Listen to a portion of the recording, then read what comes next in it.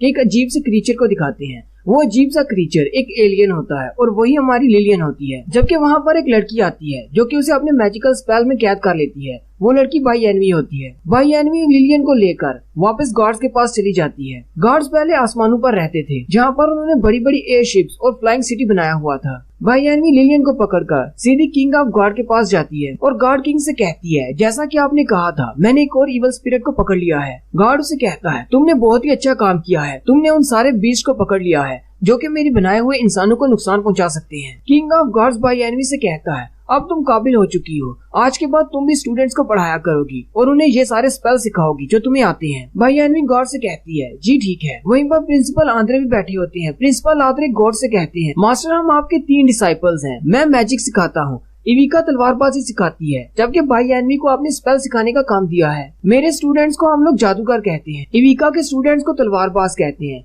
लेकिन हम by N V के स्टूडेंट्स को क्या कहा करेंगे, क्योंकि उनका काम भी मैजिक सीखना है, वो भी स्पेल्स की तरह का, लेकिन हम उनको मैजिशियंस नहीं कह सकते। गॉड बाई एनवी से पूछता है, तुम्हें क्या लगता है, तुम अपने स्टूडेंट्स को क्या कहना चाहोगी? बाई एनवी कहती है, मुझे नहीं पता, शायद मेरे स्टूडेंट्स भी जादूकारी कहलाएंगे। प्रिंसिपल आंद्रे बाई एनवी से कहते हैं, तुम्हारा मैजिक नहीं है, तुम मैजिशियंस को असिस्ट करने के लिए कुछ स्पेल्स इस्तेमाल करती हो जिसमें समनिंग स्पेल्स भी शामिल है, इसलिए अगर हम तुम्हें प्रीस्ट कहें तो ज्यादा अच्छा रहेगा। बाई एनवी खुश हो जाती है और कहती है, ठीक है, आज के बाद मेरे स्टूडेंट्स को प्रीस्ट कहा जाएगा। किंग ऑफ गॉड प्रिंसिपल से कहते हैं, अविका हमारे लिए एक वेयर हाउस बना रही है, मैं चाहता हूँ कि तुम भी उसके पास जाओ और उसकी हेल्प करो और जल्दी से इस काम को खत्म करो। अगले आने वाले कुछ दिनों के बाद हमारा ये पूरे का पूरा शहर जमीन के अंदर चला जाएगा और फिर सारे गार्ड सो जाएंगे, एक लंबे अरसे के लिए एक नींद में चले जाएंगे। साथ ही वो बाई एनवी से कहते हैं, जब हम सब लोग नींद में चले जाएंगे तो तुम सब लोगों को गाइड करने के लिए यंग मास्टर होंगे। यहाँ पर यंग मास्टर का कहा जा रहा है, शायद वो गार्ड का बेटा है। गार्ड बाई एनवी से कहते हैं, तुम्हें यंग मास्टर को हर तरह से असिस्ट करना होगा क्योंकि ये सारी स्टोरी लिलियन सुना रही है। लिलियन क्वीन से कहती है, उस दिन पहली बार मुझे बाई एनवी के बारे में पता चला कि बाई एनवी कौन है और मुझे उन गार्ड्स के बारे में पता चला। फिर उसके बाद बाई एनवी मुझे एक ऐसी जगह पर लेकर गई जहाँ पर उसने बहुत सारे एलियन बीस्ट को कैद कर रखा था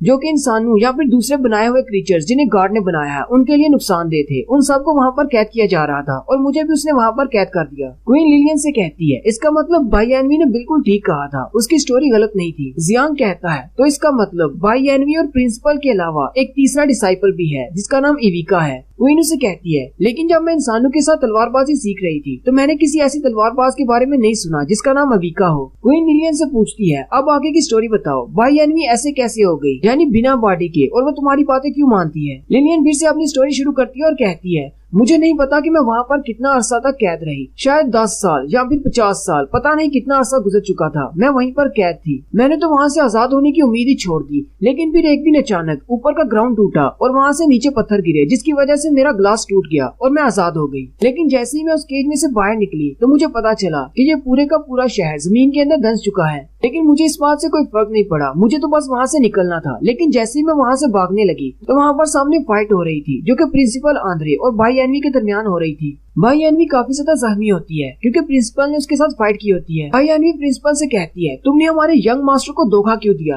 प्रिंसिपल उसे कहते हैं, तुम्हें यंग मास्टर की बात नहीं माननी थी, हमारे real master king of gods हैं, हमें उनकी बात माननी है। अभी भी तुम्हारे पास वक्त है, वापस आ जाओ, मैं तुम्हारे लिए किंग ऑफ गॉड से माफी मांगूंगा, शायद वो तुम्हें बख्श दे। बाई एनवी प्रिंसिपल से कहती है, लेकिन हम दोनों ने आपस में वादा किया था कि हम लोग यंग मास्टर की मदद करेंगे इस पूरे कॉन्टिनेंट को चेंज करने के लिए, लेकिन तुमने हम दोनों को धोखा दिया। बाई एनवी अभी बातें कर रही होती है कि उसी वक्त किंग ऑफ गॉड उसके पीछे आ जाते हैं। किंग ऑफ गॉड बाई एनवी से कहते हैं, हालांकि तुम मेरी तीनों स्टूडेंट्स में सबसे फेवरेट स्टूडेंट हो, लेकिन तुमने ये अच्छा नहीं किया, तुमने यंग मास्टर की मदद की गार्ड्स को मारने के लिए वेपन बनाने में। बाई एनवी गार्ड से कहती है, मुझे कोई भी पछतावा नहीं जो भी मैंने किया है, अगर आप मुझे मारना चाहते हैं तो मुझे मार डालें। उसी वक्त आंद्रे आगे बढ़ते हैं और गार्ड से कहते हैं, गार्ड इसको सिर्फ धोखा दिया गया है, ये किसी के बहकावे में आ गई, प्लीज इसे छोड़ दे।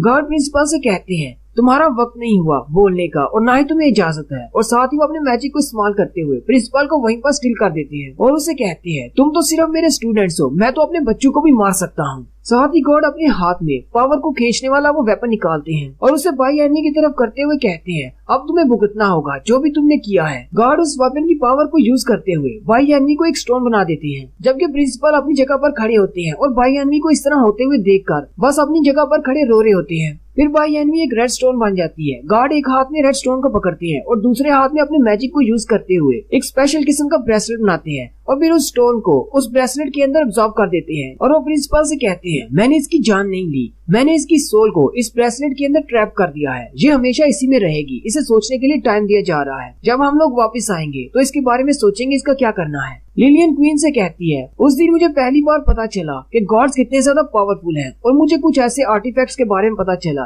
जो कि बहुत ज्यादा स्ट्रॉन्ग है और किसी की पावर को छीन सकते हैं। फिर मैंने छुपते छुपाते हुए प्रिंसिपल का पीछा किया ताकि मैं भाई एनवी के उस ब्रेसलेट को चोरी कर सकूं और फिर मैंने ऐसा ही किया। जियांग भी उसकी बात सुनकर हैरान होता और कहता है क्या वाकई में गॉड ने उसको स्टोन में बदल दिया। क्वीन लिलियन से कहती है इसके बाद की कहानी तो हमें पता है कि तुमने उस ब्रेसलेट को हासिल कर लिया और उसके बाद से तुम भाई एनवी को अपने लिए यूज कर रही हो। लिलियन उसे कहती है ये सब कुछ भाई एनवी की वजह से ही है, इसी वजह से मैं तुम्हारे पापा की मिनिस्ट्री में ज्वाइन हो सकी, वरना मैं तुम्हारे किंगडम में नहीं आ सकती थी। जियांग हिसाब लगाता और कहता है इसका मतलब किंग ऑफ गॉड्स की अपने बेटे के साथ फाइट हो रही है, वो दोनों एक दूसरे के ऑपोजिट है, इसी वजह से भाई एनवी और प्रिंसिपल के दरमियान भी फाइट हुई। क्वीन उसे कहती है ये सब कुछ तो मैं भाई एनवी ही बता सकती थी कि वहाँ पर क्या हुआ। क्वीन जियांग से पूछती है क्या हम प्रिंसिपल पर भरोसा कर सकते हैं। जियांग उसे कहता है मुझे तो लगता है हम भरोसा कर सकते हैं क्योंकि उसे हमारी रियल आइडेंटिटीज के बारे में पता है, लेकिन उसने अभी तक कुछ भी नहीं किया।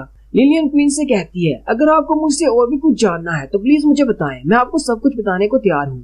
क्वीन उसे कहती है हमें बस इतना ही जानना था। साथ ही वो जियांग से कहती है जियांग शुरू करो। जियांग अपनी जेब में हाथ डालता है और वही पावर खींचने वाला वेपन बाहर निकालता है। लिलियन उसे कहती है तुम इस वेपन के साथ क्या करने वाले हो। जियांग उसे कहता है हम लोग वो सब कुछ वापस लेने वाले हैं जो तुमने हमारी क्वीन से छीना है। जियांग उस वेपन को पकड़कर सामने करता है और कहता है जैसा कि प्रिंसिपल ने कहा था ये वेपन बिल्कुल फोर्जिंग की तरह ही काम करता है, मुझे बस फोर्जिंग करनी है जैसे कि मैं अपने पेन के साथ करता हूँ और इसकी बॉडी से वो सारी पावर खींच लेनी है जो कि क्वीन इजाबेला की है। एक्सप्लेनेशन अच्छी लगी हो तो कमेंट करके जरूर बताएं, चैनल को सब्सक्राइब कर दे, वीडियो को लाइक और शेयर कर दें। शुक्रिया।